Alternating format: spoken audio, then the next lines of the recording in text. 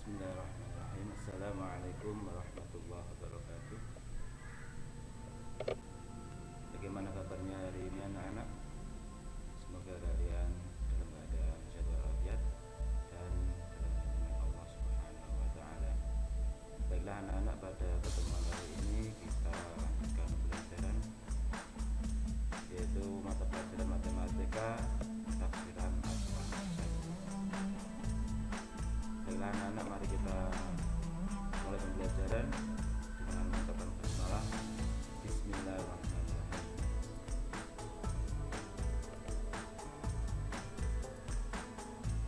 Untuk hari ini kita akan mempelajari taksiran acuan persen kelas 4 dan pelajaran jarak jauh. Dan hari ini mari belajar dengan taksiran persen. Perhatikan sebuah gambar. Ini ada sebuah piring yang tidak ada isinya, berarti ini kemudian gambar berikutnya piring dengan gambar buah apel yang bisa separuh, jadi ini dinamakan setengah persen. Kemudian untuk gambar berikutnya ada sebuah apel yang masih utuh, ini dinamakan bilangan satu ya, atau masih dalam keadaan utuh. Pada kali ini untuk acuan persen di sini digunakan angka 0, kemudian setengah persen, kemudian 1%. Ini digunakan untuk acuan taksiran persen. Ini jadi angka 0, angka setengah, angka 1 ini digunakan untuk acuan persen. Nah, kita lanjutkan. Beberapa pecahan mudah untuk diingat. Pecahan-pecahan tersebut bisa membantu kita untuk mempermudah melakukan operasi. Pecahan-pecahan tersebut juga mudah untuk digambarkan. Mengapa kita menggunakan acuan 3 bilangan ini, 3 persentase ini? Karena persentase 0, setengah, dan 1 itu mudah untuk diingat dan mudah untuk digambarkan. Ini sebagai acuan, sebagai patokan dalam menentukan taksiran. Taksirlah nilai pecahan 3/8, 1/10, 15/16. Mari kita mulai. 3/8 itu mendekati angka 0 dan setengah ya, dalam persentase mendekati angka 0 dan setengah. Nah, 3/8 itu lebih dekat mana antara 0 dan setengah? Maka dapat ditentukan 3/8 itu lebih mendekati dengan angka 1/2, 1/5 atau 1/2%. Jadi 3/8% itu mendekati setengah persen. Kemudian 1/10 itu persentasenya di antara 0 dan setengah persen. Maka untuk menentukan taksirannya 1/10 itu lebih dekat dengan 0 ya. Maka dalam menentukan taksirannya yaitu ditulis dengan 0.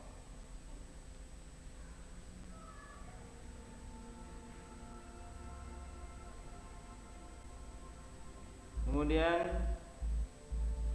15/16% mendekat itu di antara setengah persen dan 1%. Tetapi lebih dekat dengan 1%. Maka 15/16 itu persentasenya dibulatkan menjadi 1%. Nah, ini anak-anak untuk gambaran bilangan persen. Beberapa persen mudah diingat, bilangan-bilangan tersebut juga mudah dioperasikan. Bilangan-bilangan persen berikut ini bisa kita jadikan acuan ketika kita membulatkan. Dalam pembulatan ini berguna. Dalam pembulatan ini sangat berguna untuk menentukan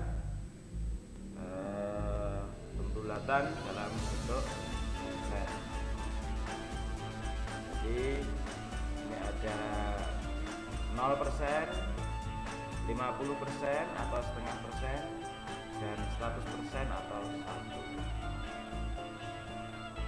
Dan di sini ada 0%, 25% atau 1/4, 50% atau 2/4, 75% 3/4, dan 100% adalah 1.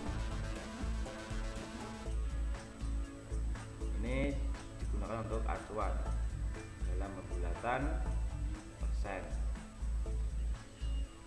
Baiklah anak-anak, kita masuk ke contoh latihan.